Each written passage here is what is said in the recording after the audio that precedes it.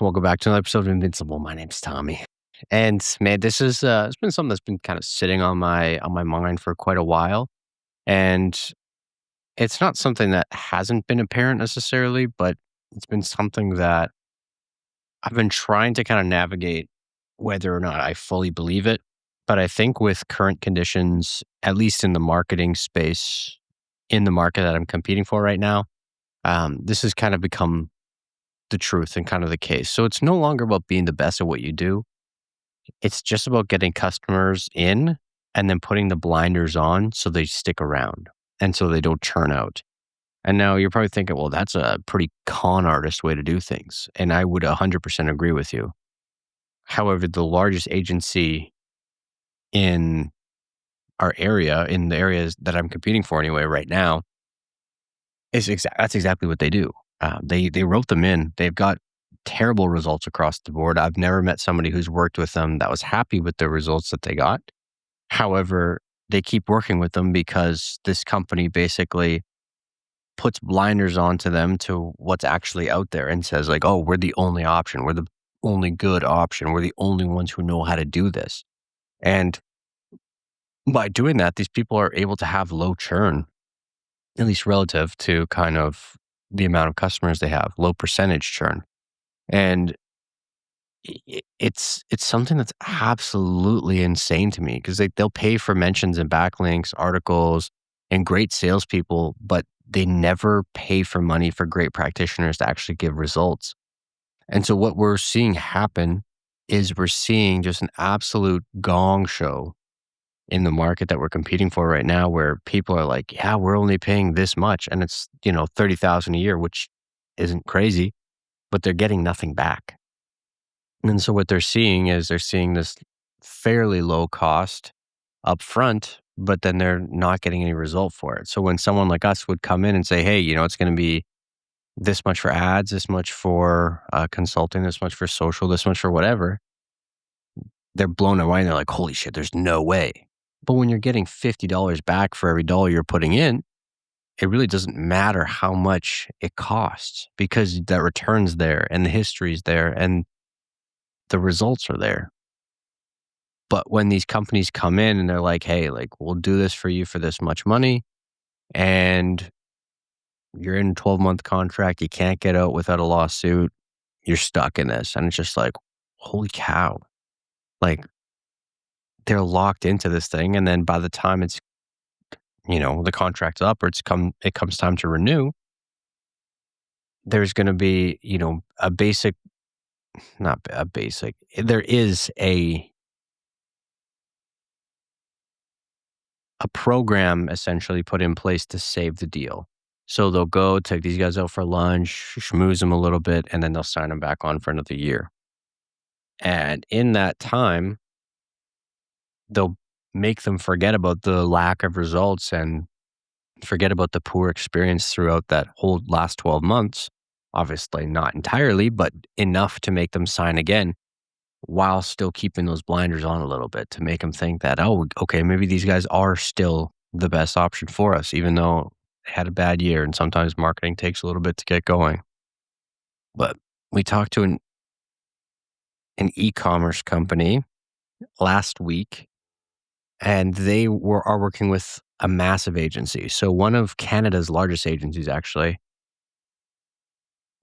What they said was essentially, look, like this couple thousand person agency or a couple hundred person agency, I can't, one or the other, anyway, large agency is handling our stuff for us, and we're not even getting 2-to-1 return on on our investment. Like we can't scale ads when we can't really make money. And so we had to look at this for them, and they're saying it's a minimum of 2 weeks to get anything done. So anything that has to be changed on the ad account, anything like that, like they only go into the ad account once every 2 weeks to make updates. So if you send them a message on the day after they've been into it, nothing's going to get done for 13 days, 14 days, maybe even. So it's a bit of an interesting thing where you can win on service right now. However, you still are going to have to kill it on sales to be able to then win on service. And I think what happens is or what's going to happen is the service wins are only going to be able to be demonstrated um, after incredible sales, an incredible sales pitch or salesperson is implemented. So where you're going to win on the services, the longevity, the lower churn, and the back end, which has always been the case, but now where people are essentially lying to them and then putting those blinders on so they can't or don't see the competition or see what's available is kind of the industry norm right now. At least that's what I'm seeing. But the thing that's really changed for us in the last, I would say, year and a half, is rather than talking about our skill and, showing what we can do and showing results, we just go into these sales meetings and sales calls confident in answering questions. And we're using the skills as a sales tactic within it rather than as the whole sales pitch. So where we're saying, before where we were saying, we're doing 40 to 1 more for our ads clients across the board. Things are going really well on that side. Everything looks great. Now what we're doing is we're going into it as a resource and as a way to help these businesses grow, and using the fact that we can generate 40 to 1 on their ads as just a small part of the sales call and as the sales script process, whatever you want to call it, rather than kind of as the solo point of sales. Point of sales? Yeah, whatever. We'll call it that for now. But it's an interesting thing. I think that a lot more businesses are really shitting the bed on service. And I've said it before, and I will probably continue saying it until something changes. But there's very, very few businesses that are focused on providing good service across the board. I believe American Express would still be one of those. I spoke to my American Express rep this afternoon because I had at least what I thought was a billing issue on my card. I don't typically deal with that stuff. I just kind of put it on someone else. I don't really want to, don't feel like it. But today I went into it as I was auditing our financials, and they had like a real person talk me through basically all of my questions, answer everything very concisely, and make it make sense. And the fact that I had someone to do that and I didn't sit on hold for an hour, like it was a minute or 2 minutes to get to talk to an agent, makes me have no desire to leave American Express as a customer. I know their cards aren't accepted in most places, which is fine.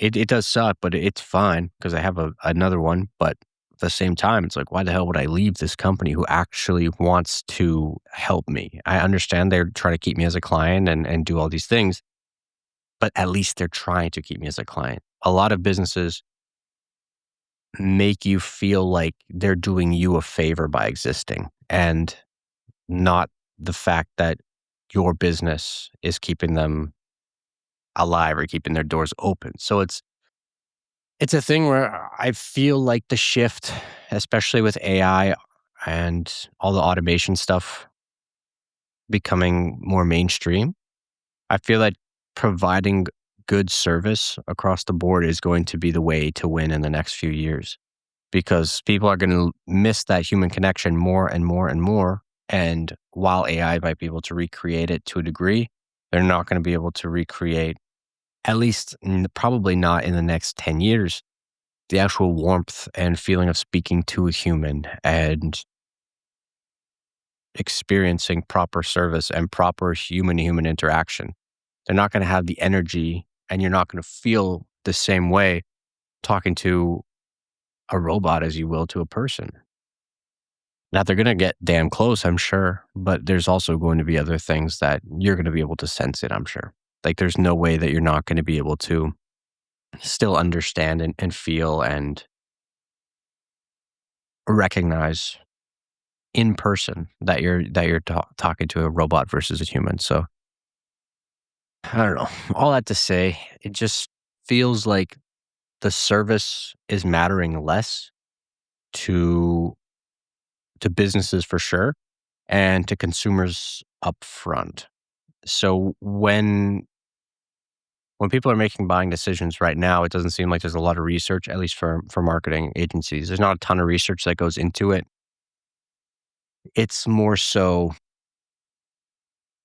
who could sweet talk me the most up front, and then that's just kinda who they're locked in with. I know that different markets are different, so I'm sure there's other ones out there that, if you don't perform, you're kinda kicked to the curb right away. But for us, what we've seen is people are getting screwed by agencies for multiple years in a row. Like, how do you let that happen? Like, you've gotten 3 cents back with a dollar for 5 years in a row. Like, you'd think at some point you might jump ship, even just stop spending because there's no point. But yeah, it's kind of thing that was sitting on my heart, on my mind today. And just, I'm probably going to sound like a broken record at some point talking about poor service and people not caring. But I think that's how we're going to win in the next decade is just providing incredible service and continuing to be on top of it. So that's our plan. Just keep doing a great job of what we do, providing like top end results and providing top end services. And whether or not I stay running a marketing agency long term, that's going to be my goal with whatever business I do run. Because that human to human interaction, I think will be it's in our DNA to crave it forever, right? So it's not something that we're gonna ever step away from. I think as a goal, at least in my opinion. But yeah, that's it for now. I didn't record a or I didn't post a podcast last week. I was gonna record this one then, and I totally forgot. Moved into this office. Probably a little bit of a more boring background now. I understand that, but that's kind of it's been going on. No excuses. Just didn't do it. I was lazy. So that's it. That's all. Thanks for watching. Hope this helps.